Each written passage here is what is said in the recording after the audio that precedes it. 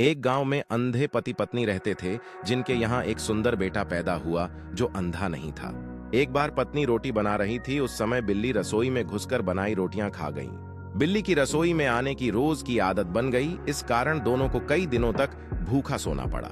एक दिन किसी प्रकार से मालूम पड़ा कि रोटियां बिल्ली खा जाती है। अब पत्नी जब रोटी बनाती, उस समय पति दरवाजे के पास बांस का फटका लेकर जमीन पर पटकता। इससे बिल्ली का आना बंद हो गया।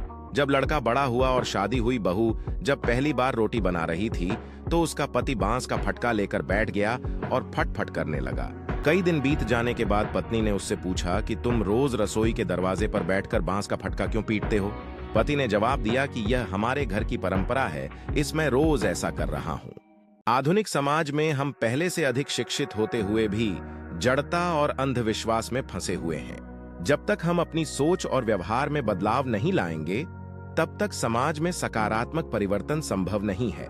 समाज की पुरानी मान्यताओं को चुनौती देना और एक नई सोच को अपनाना आवश्यक है।